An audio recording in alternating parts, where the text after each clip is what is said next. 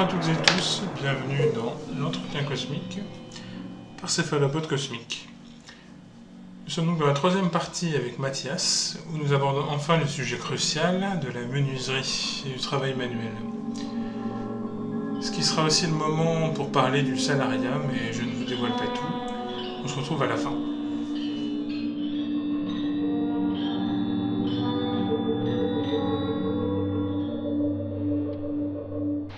Donc Mathias, Oui, après le grand épisode très marquant des études supérieures, oui, tu finis ton Master 2 et donc Ça. tu vas en menuiserie. c'est ça, Qui n'est pas la charpenterie, c'est ça. qui n'est pas l'ébénisterie, Ni la lutherie d'ailleurs. ni la lutherie. Alors est-ce que tu peux nous faire un petit cadre sur ce que c'est et comment tu te retrouves là? Sur ce que c'est que la menuiserie, moi, je vais commencer par ça, avec le plus simple.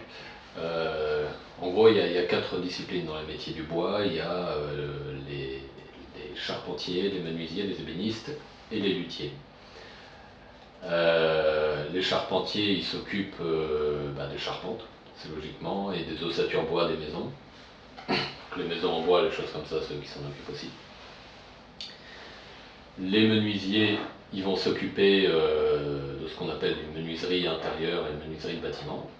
Donc menuiserie de bâtiment, ça va être les fenêtres, les portes, pour l'essentiel. Ils vont s'occuper des escaliers, ils vont s'occuper des parquets, et puis du mobilier intérieur, peut être les tables, les armoires, les placards, les bibliothèques, etc. Avec un aspect esthétique évidemment, mais qui est moins poussé que chez l'ébéniste, qui va mettre en œuvre des techniques que le menuisier ne travaille pas, donc des techniques, il peut y avoir de la sculpture sur bois, de la merqueterie, des choses de cet ordre-là qui vont permettre de donner un peu plus d'esthétique aux pièces. Et donc les ébénistes, eux, ils font vraiment de la déco intérieure. Et bon, évidemment, les luthiers, rien à voir, ils fabriquent des instruments, des violoncelles, des violons, des guitares, et tout cela. Et donc, c'est des métiers qui se déclinent, qui peuvent se regarder à partir du degré de précision. C'est-à-dire que les moins précis, entre guillemets, c'est les charpentiers. Non pas qu'ils bossent moins bien, mais que le degré de précision et de marge d'erreur est plus grand que pour les menuisiers. Pour les charpentiers, ça va être 1 cm, pour les menuisiers, plutôt 1 mm. C'est-à-dire qu'on peut se planter en gros d'1 mm sur une pièce pour aller très vite. Les ébénistes vont être encore plus précis, et les plus précis de tous, ce sont les luthiers qui sont très largement au dixième de millimètre, puisque en façonnant un instrument, un dixième de millimètre de décalage sur une voûte de violoncelle, ça peut modifier considérablement à la fin le son de l'instrument.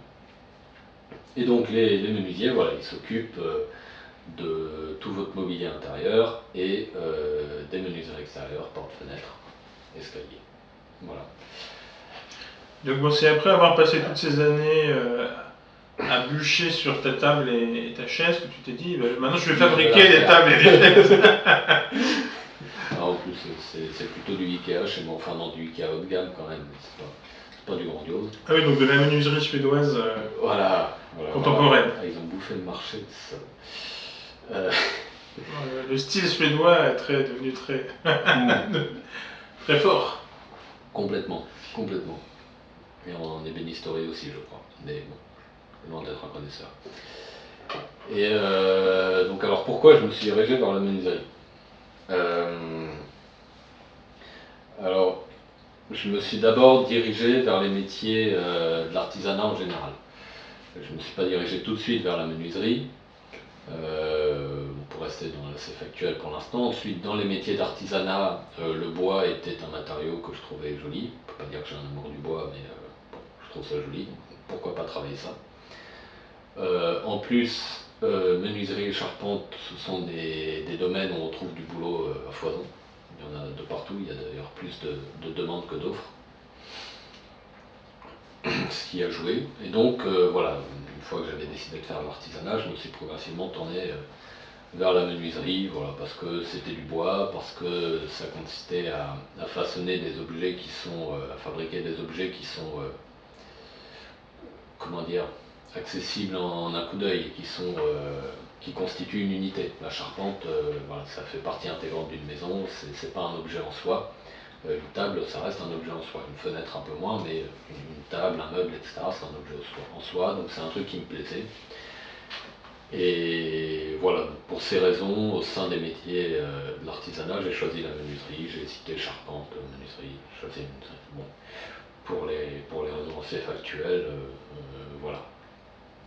Alors après, plus généralement, pourquoi j'ai pas continué à faire des études de philo, ou pourquoi je suis pas rentré dans le métier en tant que philosophe. Je vais essayer d'expliquer, je promets pas que ça va être simple. Il va y avoir différentes raisons. Il va y avoir des raisons personnelles, des raisons, on pourrait dire, un peu psychologiques, liées à un caractère un peu de rêveur, on va dire, quelque chose de cet ordre-là, et des raisons qui tiennent aux études que je faisais, c'est-à-dire à la philosophie elle-même comme discipline en général, et aux conditions dans lesquelles on fait de la philo, c'est-à-dire à l'université.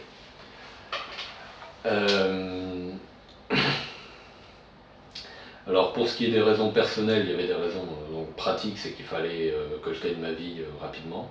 J'étais toujours chez mes parents à ce moment-là, je voulais partir très vite, il me fallait gagner ma vie pleinement. Donc me lancer par exemple dans une agrégation, ça pouvait être difficile, enfin ça pouvait toujours se faire, mais déjà c'était pas forcément un rêve de passer l'agrégation, alors si en plus il faut se donner à fond dans l'agrégation et avoir un boulot à côté, c'est pas forcément le rêve. Oui, l'agrégation en plus c'est très sélectif. Ouais, en plus. Me lancer dans un doctorat, bon je voyais pas trop, mais ça je vais y venir dans la troisième partie qui tienne à la philosophie. Mais en tout cas il me fallait gagner de l'argent. Je voulais déménager dans le sud, donc il me fallait un boulot qui me permette de gagner de l'argent assez facilement. Et c'est clairement pas le cas de la philosophie. Par contre, menuiserie, ça se gagne très facilement. Et est-ce que je commence par les raisons personnelles ou par les raisons qui tiennent de l'université?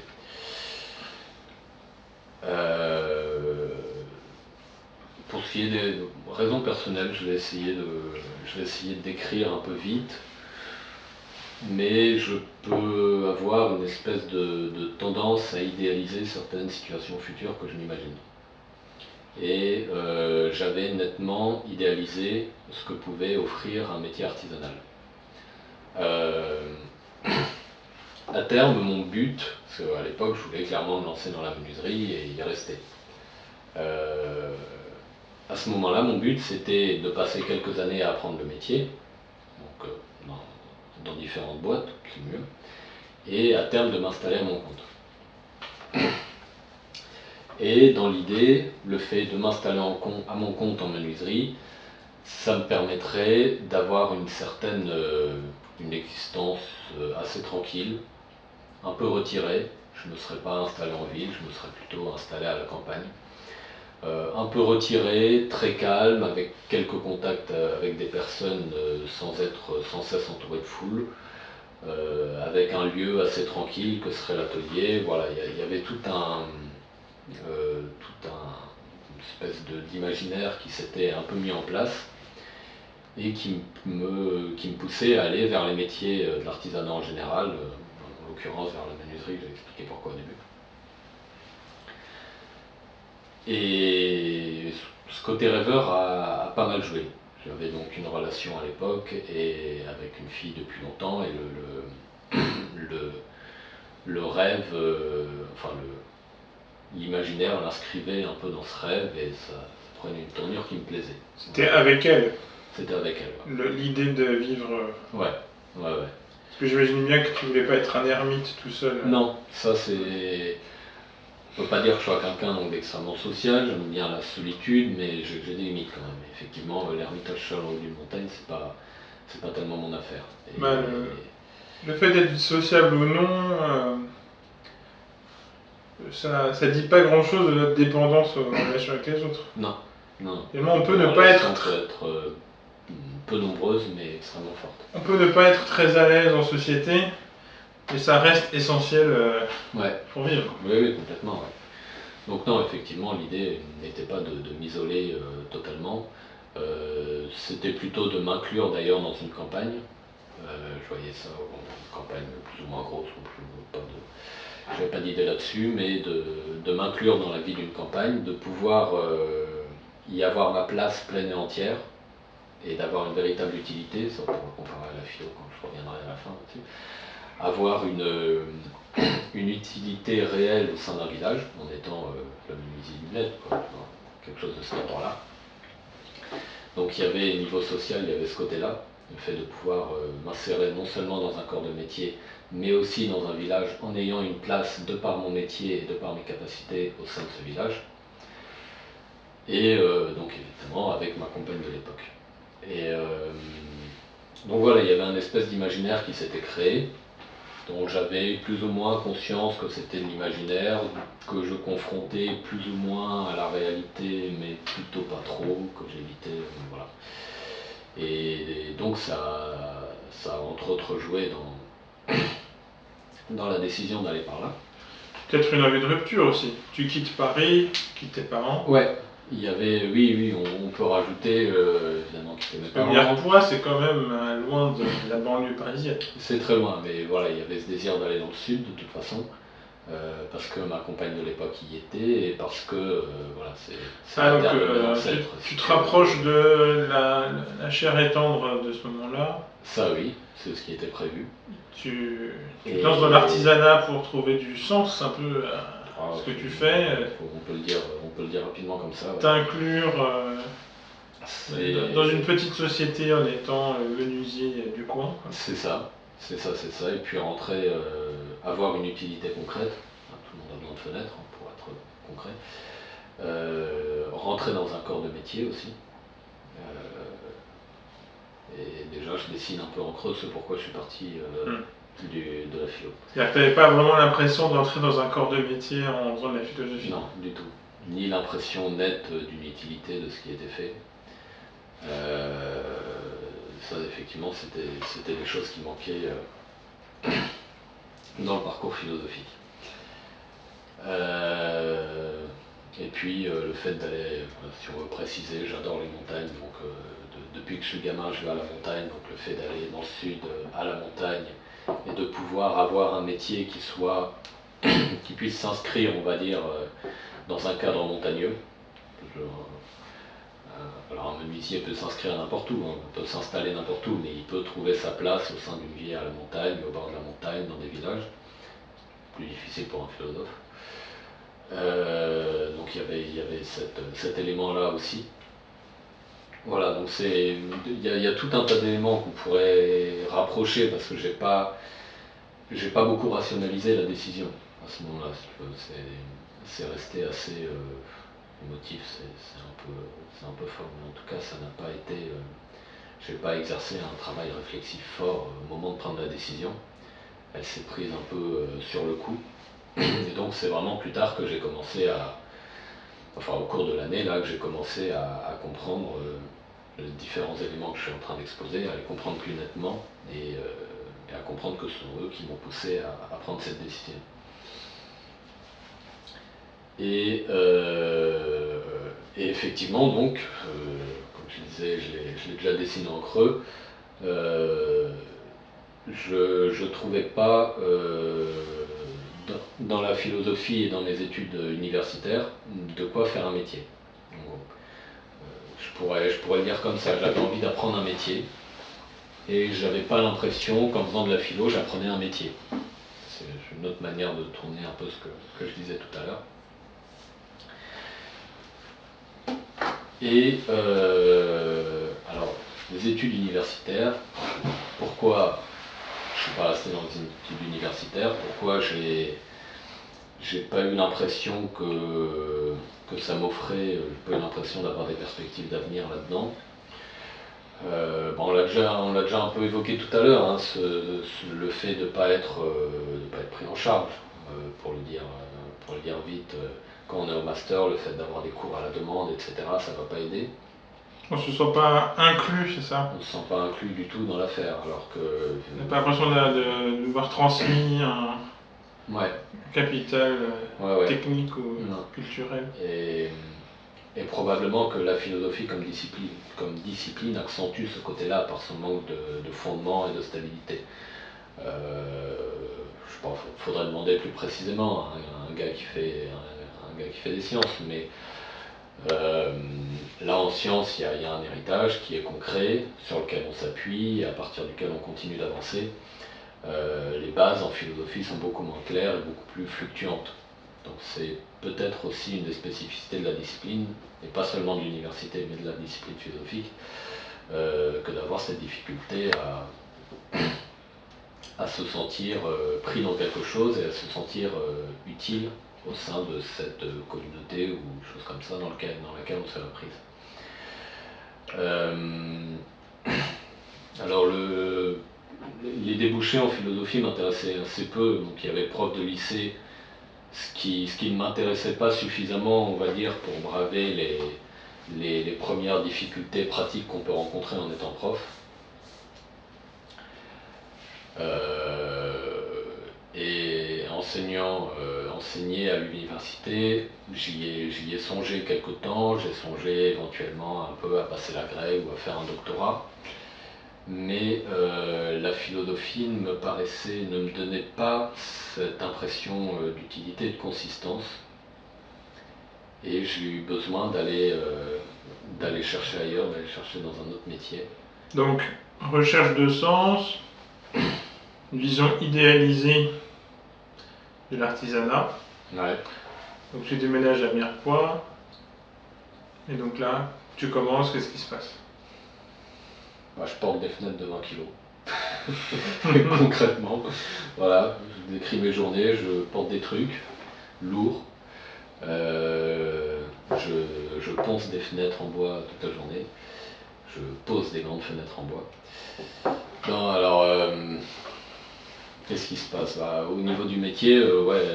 Parce que là, donc, tu as un mentor, en principe, tu as la transmission que tu recherchais, en tout cas dans la forme. Ouais, à peu près, ouais. Et j'ai cherché aussi, ça c'est un point que je peux préciser, alors comment le tourner, ça va avec cette idée d'être inclus dans une communauté quelque part. J'ai cherché presque une organisation, enfin pas une organisation, mais une rigueur militaire, un truc un peu comme ça. J'avais envie de sortir du cadre des études un peu tranquille, de me confronter à quelque chose de dur, de violent, de quasi militaire. Il y avait quelque chose comme ça aussi. Là, j'avais besoin de toucher du concret, quoi. Un truc un peu comme ça. Et bon, ça j'ai trouvé, ça va. Et bah, il y a pas mal de choses que j'ai découvertes cette année, à la fois le salariat, en étant dans les métiers qui sont parmi les plus difficiles. Je suis pas dans le bas du BTP. Je suis pas dans le bas des travaux publics, il y a des métiers qui sont plus difficiles, mais je suis passé de futur enseignant-chercheur à ouvrier du BTP, et donc j'ai découvert le salariat, oui, dans des conditions difficiles. J'ai découvert le métier de l'artisanat, le bricolage, le manuel, choses de cet ordre-là. J'ai découvert la relation à un patron, pas toujours très cool, faut le dire. Un peu la vraie vie, la fin de la protection parentale. Ouais, concrètement, ouais. Et là, bah, voilà. Ouais, concrètement. Là, je me suis pris, je me suis mis moi-même bien dans la tronche. Et alors, j'ai pas vraiment vécu de moments de désillusion forte parce que j'avais des tas d'autres problèmes à côté et que le rêve, tout ça, c'était un peu passé en second plan. Donc j'ai pas eu ce passage où tout est beau et puis tout d'un coup tu te le prends et boum, tout est... Le rêve disparaît parce que la fille disparaît. La fille, le déménagement, le fait de me retrouver dans une petite campagne, de ne connaître strictement personne, parce que dans toute l'Occitanie, moi je connais mon ex et ma grand-mère. C'est pas grandiose, le fait qu'il y ait le Covid à côté, ça aide pas tellement. Oui, c'est parce que ça tombe donc l'année dernière et c'est le Covid. C'est ça, donc j'arrive, tout est fermé, donc je comprends que je vais sûrement passer une année sans rencontrer personne dans mon petit bled de 3500 habitants. C'est pas de bol. Ouais, on peut le voir comme ça. Ben, ça va. Et donc voilà, il y avait des tas de choses qui m'occupaient psychologiquement, donc j'ai pas eu le temps de voir cette désillusion, j'ai pas eu le moment net de la désillusion, et de passer du rêve à la réalité. Mais le fait est que la réalité, progressivement, je l'ai actée. Hein, ça ressemblait évidemment pas du tout à ce que je pouvais imaginer précédemment. Le rêve éclate. Ouais, oui, il a complètement éclaté et j'ai à peu près arrêté de rêver. Tu découvres le salariat, Oui, l'autorité. après, l'autorité, la pression, le stress du patron qui est un peu. C'est un bourrin quoi, un bourrin speed ultra stressé, tout Pas, ce que tu veux. pas épanouissant. Hein? Pas épanouissant. Non, pas épanouissant, non. Non, je suis arrivé le premier jour, j'avais jamais touché une fenêtre, le mec arrive, il me dit il y a des fenêtres là-bas, tu prends l'orbital, tu les ponces. Il se casse. Je dis, c'est quoi un orbital? Ah, c'est compliqué. Et c'est quoi un orbital du coup? Un orbital, c'est une petite machine, c'est un outil à main. Il y a un disque sur lequel tu poses du papier à poncer. Quand tu l'allumes, le disque se met à vibrer et à tourner, et tu passes ça sur le bois pour le poncer. Donc ça sert à poncer le bois, c'est pour faire de la finition. Et c'est ce que j'ai fait pendant 8 heures, ma première journée. J'ai passé un orbital sur du bois. C'était chouette. Et donc oui, à ce moment-là, effectivement, tout ce qui est de l'ordre du rêve, j'ai compris aussi progressivement à quel point je m'étais enfermé dans le rêve. Enfin bon, après, les mécanismes classiques qu'on peut facilement déduire. Et j'ai découvert le salariat, je me lève tous les jours à 6h, je rentre chez moi à 19h, enfin bon, le classique, surtout dans ces métiers-là. Et puis la menuiserie, c'est chouette, mais ça m'emballe pas suffisamment pour que je me dise je suis prêt à tenir 10 ans de salariat et puis et à assumer ça et à avoir du plaisir là-dedans. Donc il y a une certaine désillusion mêlée à plein d'autres choses. Il y a deux désillusions d'ailleurs. Deux. Un peu l'échec de la révélation philosophique qui rendrait heureux, qui donnerait le savoir caché. Ouais. Et puis ensuite, Ouais. derrière le langage un peu joli, euphémisant du travail manuel et du travail artisanal, une espèce de froideur salariale. Ouais. Froideur salariale, difficulté au boulot, le mal de dos. Et puis surtout qui s'accumule parce que, tu l'as dit, on en parle en plus après, il y a aussi la désillusion amoureuse. Voilà, oui, c'est une année à désillusion finalement. Donc, ouais. La philosophie échoue, le travail manuel et l'amour. L'amour échoue, tout échoue. C'est le ratage. Non, bon, t'es là aujourd'hui, donc c'est que oui, c'est ça. Il se passe des choses. Ouais. Ça s'arrête pas là. Non, du tout.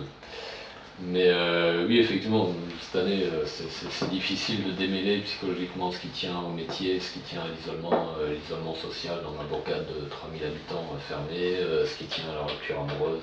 Oui, c'est difficile de démêler un peu dans tout ça. Il y a tout en même temps, la fin du master de philosophie, le Covid. Le changement, me barrer de chez mes parents. La séparation, le déménagement. Tout quoi. La menuiserie. Ouais. T'as pas fait les choses à moitié. Non, là, je suis. T'as tout calé dans le même créneau. C'est ça, j'ai pas fait exprès pour tout, mais là, j'ai tout calé, j'ai fait ça bien, au moins c'est net, c'est fait, c'est clair. Bon. Tu pars sur des bases. Maintenant, la suite. Et alors, quelle était la question de départ? Justement, donc tu es menuisier, oui. Apprenti on dit, non? Apprenti, ouais. Voilà, et désillusion salariale. Ouais. Mais bon, tu vas rester plusieurs mois à poncer tes fenêtres. Ah bah j'y suis toujours. Hein. Donc tu continues à poncer tes fenêtres. Je continue à poncer mes fenêtres, donc là en fait je suis en CAP, en titre pro pour être exact, mais c'est à peu près pareil chez les Compagnons du Devoir, qui forment donc des artisans de tout bois. Enfin, pas que de bois d'ailleurs. Pas de... Et donc je fais 5 semaines à l'entreprise, chez moi à Mirepoix, et je fais 2 semaines chez les Compagnons du Devoir à Toulouse. Et ça alterne comme ça depuis le début de l'année. Donc il y a 12 semaines en toute formation. Et donc là, mon contrat, c'est un contrat d'1 an, le contrat d'apprentissage. Donc le contrat se termine au 1er septembre prochain. Donc pour l'instant, effectivement, je continue de poncer mes fenêtres. Et de toute façon, là, j'ai pas le choix parce qu'il faut quand même ma vie là tout de suite. Enfin, j'ai pas le choix. Je pourrais toujours me mettre au chômage, hein, mais pour l'instant, je vais maintenir jusqu'en août et gagner ma vie jusqu'en août avec ça. Et bon, en août, voilà, il y a d'autres projets qui se lancent, que j'espère plus stables que ceux qui ont été là jusqu'à maintenant. Mais ça, on verra bien. Donc, ouais, pour l'instant, je continue de découvrir ce monde-là aussi. Parfois sympathique, parfois un peu moins. Et voilà. Voilà. Sur les... Et donc les nouveaux projets, après l'éclipse salariale? Alors, pour ce qui est des nouveaux projets... Sauf si tu veux pas en parler. Mais... Si. Il n'y a pas de souci. Un retour à la philosophie. Ouais. Au milieu de... Je dois bien dire qu'au milieu de l'aridité salariale, la philosophie m'a quand même pas mal manqué, parce que bon, quand je rentre à 19h le soir, j'ai pas forcément la pêche pour ouvrir un bouquin de Kant, quoi. Donc si j'ai pas de motivation pour le faire, je le fais pas. Et oui, la philosophie, j'ai vraiment une impression d'aridité pendant toute cette année, et au milieu de tout ça, la philosophie m'a quand même pas mal manqué. Et j'y suis revenu et j'y reviens sans chercher à former de projets professionnels spécifiques à l'avance, de loin, mais en essayant j'essaierai de voir progressivement ce que je peux faire avec. En tout cas, je me suis remis à lire de la philosophie progressivement. J'ai acté le fait que je n'avais strictement aucune envie de passer ne serait-ce que 5 ans de ma vie à faire du salariat à droite à gauche ou à faire des CDI en menuiserie. Donc il fallait que je trouve autre chose. Il fallait que je trouve la possibilité de refaire de la philosophie. Pas forcément dans un but professionnel, ça c'est secondaire, mais la possibilité d'en faire régulièrement et la motivation pour le faire. Et pour ça, l'idéal c'était de faire un doctorat. Ça me donnerait la motivation pour le faire, et ça me forcerait à me concentrer sur des sujets sur lesquels je pourrais travailler quelque temps. Ça me reconnectera un peu avec le monde de la philosophie en général. Et mine de rien, l'avantage d'avoir fait cette année en menuiserie, c'est que ça me filera un moyen de gagner ma vie. Que je peux faire donc de l'intérim en menuiserie, justement c'est un métier où il y a du boulot partout. Donc de l'intérim en menuiserie, on en trouve à foison. Donc j'aurai moyen de faire de l'intérim en menuiserie, de faire un mois d'intérim et un mois de pause après pour bosser ma thèse à fond. Et d'alterner de cette manière-là. Donc là, c'est ce qui est prévu pour l'instant, concrètement pour l'année prochaine. Déménager à Toulouse, faire ma thèse et gagner ma vie en faisant de l'intérim. Ouais, mais c'est pas payé normalement le doctorat? Je vais tenter le contrat salarial, le contrat doctoral, je vais, si la date limite dans la fac où je vais n'est pas encore dépassée, ce qui est probable, je tenterai un contrat, je présenterai un dossier. Si j'ai la pêche de monter un dossier tout en continuant de travailler, mais 7h30, 18h tous les jours, là. Et je tenterai le coup, mais je vais pas compter dessus, quoi. Pas compter dessus parce qu'il y a très peu de place pour beaucoup d'élèves. Bon, si un de nos auditeurs est possiblement en recherche de doctorants vigoureux et motivés qui portent des fenêtres de 1 kg, il peut le contacter. Ma foi, tout à fait. Via le podcast, je le ferai suivre. C'est très gentil de ta part. Et voilà, pour les projets simples l'année prochaine, ça sera ça. Et après, pour les projets à plus long terme, écoute,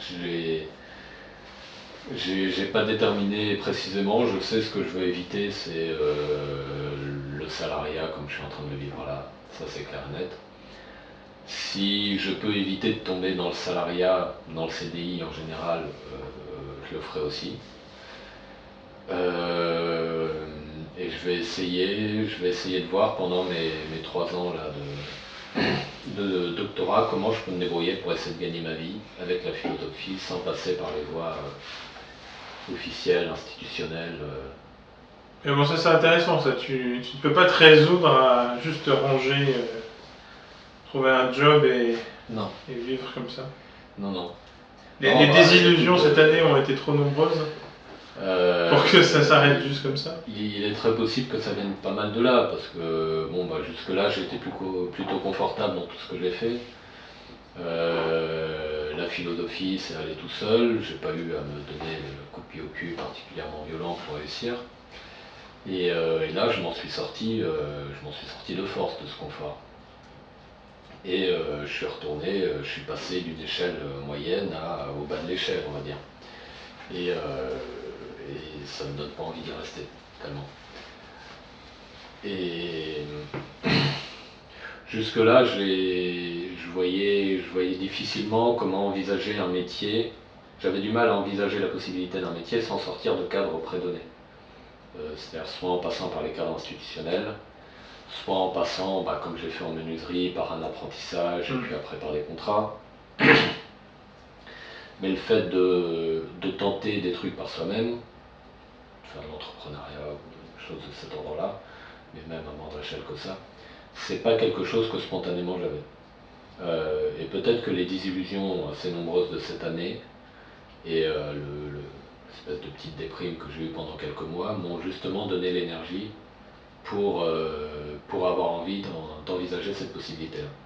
Et d'essayer non pas de suivre un cadre prédonné, mais essayer de me démerder pour construire quelque chose qui puisse me permettre de gagner ma vie autour de la philo. Parce qu'il n'y a pas tellement d'autres disciplines qui peuvent m'intéresser comme elle, qui peuvent me plaire comme elle. Et si c'est pas avec de la philo, je vois pas tellement ce que je pourrais faire de très plaisant. Et j'ai la voix qui commence à derrière, il faut arrêter de fumer. Parce que la philosophie, ça reste quand même un commun de ton parcours. Vraiment, si tu fais une thèse là, tu seras allé jusqu'au bout du parcours universitaire.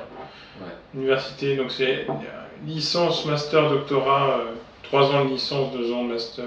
C'est ça. Et entre 3 et 5 ans de doctorat, on va dire. Ouais. Et oui, c'est long, chers auditeurs.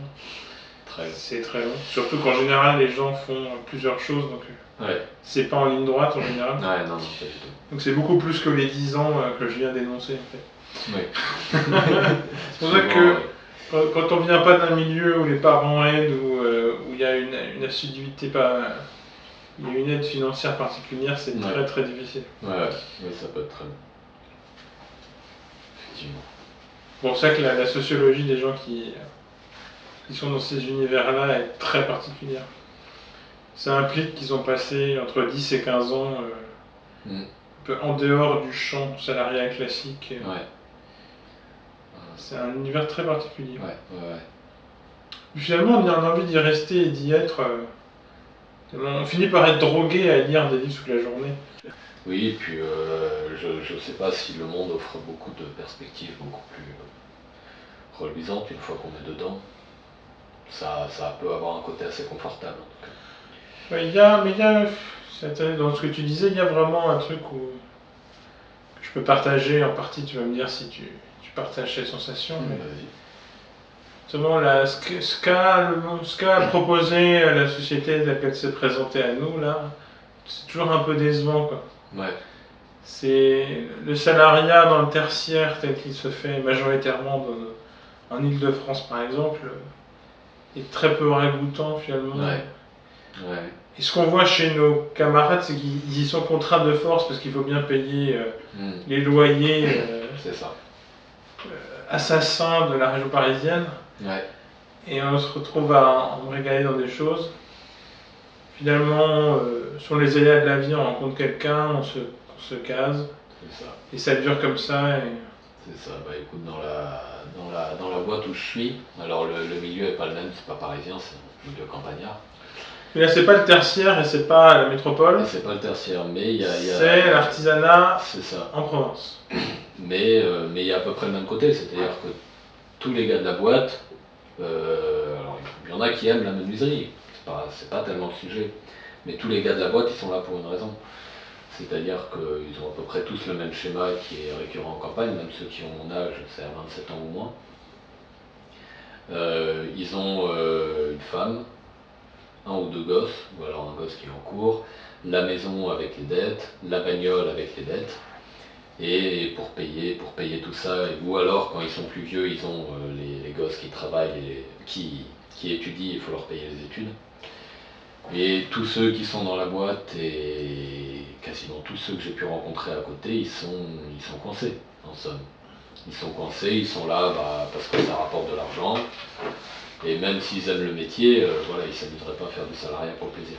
Ouais, le rôle de la dette là, que tu as évoqué est vraiment très important parce Ouais. que c'est vraiment ça qui t'enferme. C'est ça qui coince. Soit que tu veux t'endetter pour acheter une maison, et dans ce cas-là, il faut un CDI, soit que tu es endetté parce que tu as acheté une maison, et dans ce cas-là, il faut un CDI. Mais finalement, le CDI, on peut en sortir. Le chômage existe en France, il y a des aides sociales. Ouais.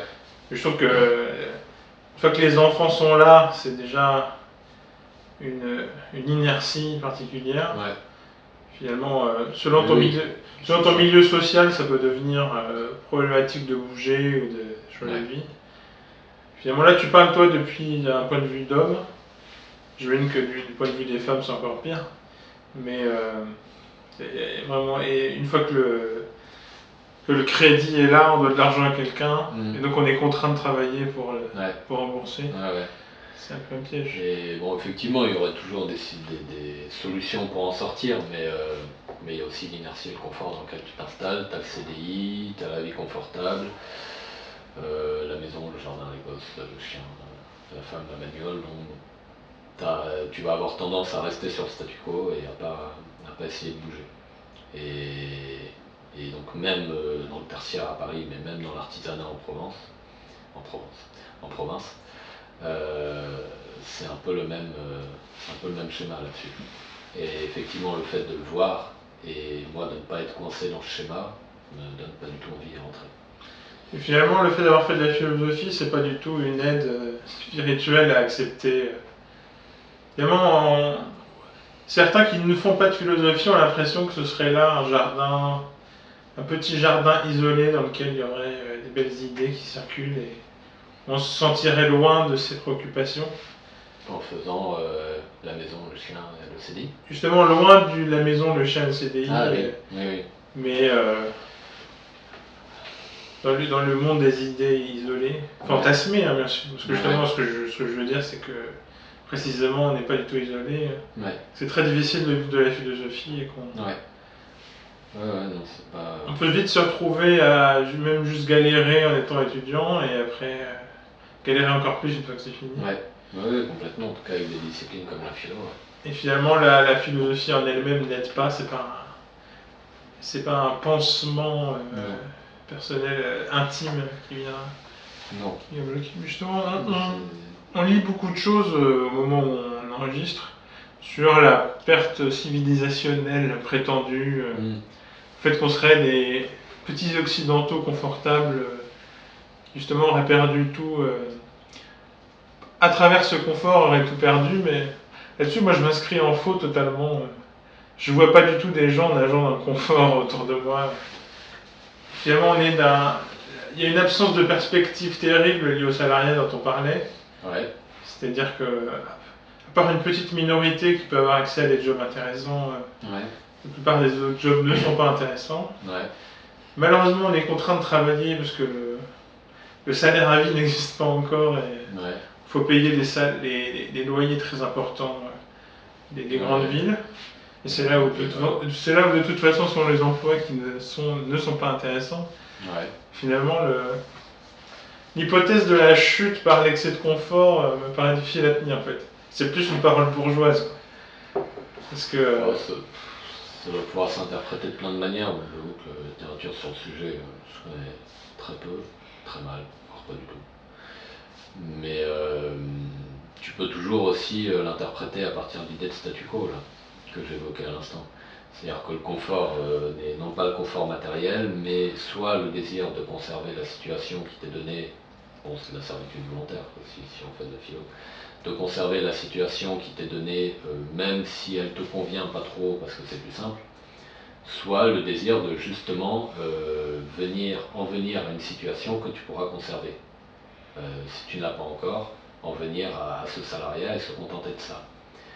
Et la critique pourrait être dans le... Bon, ça fait critique de droite, hein, concrètement. Soit dans le défaut d'entrepreneuriat ou dans le défaut, en tout cas, d'être prêt à se remuer, à prendre des risques pour briser le statu quo et bouger. Ça peut éventuellement s'entendre comme ça. Je dis pas que je suis convaincu par ce que je dis. Encore faut-il le pouvoir déjà. Quand tu te confrontes à une banque, tu comprends que emprunter pour lancer sa boîte, c'est déjà accordé qu'à une petite minorité. Ouais. Donc en fait, l'entrepreneuriat n'est même pas une possibilité pour beaucoup de gens en fait. Hein. Oui. Après, il y a entrepreneuriat et entrepreneuriat. Je parle pas de se mettre en auto-entrepreneur pour être livreur Uber Eats. Même s'ils ont beaucoup de courage pour faire ça. C'est un peu navrant que justement il n'y ait pas d'autres solutions pour eux qui semblent s'annoncer, qu'ils sont obligés de contribuer à des formes un peu d'esclavage moderne. Où il n'y a pas les aides sociales qu'ont les autres. Un monde du travail parallèle, moins protégé, moins encadré. Et pour ceux qui veulent lancer leur start-up dans la tech, on voit qu'il y a un cadre. Il faut avoir fait la bonne école, avoir déjà des garants ou un capital de départ ou des garants, et ça c'est une sélection terrible en fait. Bon, après il faut dire que moi j'ai pas les mêmes référents quand je parle, puisque la référence c'est plutôt l'artisanat. Et tout le milieu de l'artisanat où les choses se passent de manière assez différente. Alors il faut un capital de départ, évidemment, si tu veux lancer ta boîte et faire ton atelier, plus ou moins grand en fonction des métiers dans lesquels tu es. Si tu te démerdes et que tu es prêt à bouger, tu peux trouver des occasions sympas avec un atelier tout fourni dedans. Mais quand tu vas te lancer, il va falloir être prêt à bosser à perte éventuellement au début. Et avoir à bosser 10 heures par jour, voire plus, si tu veux réussir à faire marcher ton truc à un moment, et avoir quelques années de vraiment grosses galères avec toujours le risque que ça passe pas. Alors artisanat, les choses sont un peu différentes parce que ça reste toujours possible si tu as un capital de départ qui est correct et de toute façon pour ce qui est des emprunts, dans la mesure, en tout cas dans les métiers de l'artisanat comme la charpente et la menuiserie, dans la mesure où le CDI est très simple à avoir, tu peux assez facilement réussir à emprunter au final. Donc ça reste un univers quand même, la forte demande fait que c'est. Il y a des choses envisageables. Il y a pas mal de flexibilité là-dedans, peut-être plus que dans les emplois plus typiques des grandes villes d'ailleurs. Il y a pas mal de flexibilité. Si on fait naître des vocations par ce témoignage. Ça se tente. Hein. Moi je savais pas utiliser une perceuse il y a quelques mois encore. J'ai acheté de la menuiserie. Ça peut se faire, c'est tout à fait possible. On peut apprendre, c'est vrai. Ouais. Ça se fait assez facilement en plus. Bon, on lance la dernière partie. Allez. La plus éprouvante, je pense. C'est bien qu'on est un peu fatigué, on va être d'autant plus. On va être d'autant plus prêt à sauter les limites.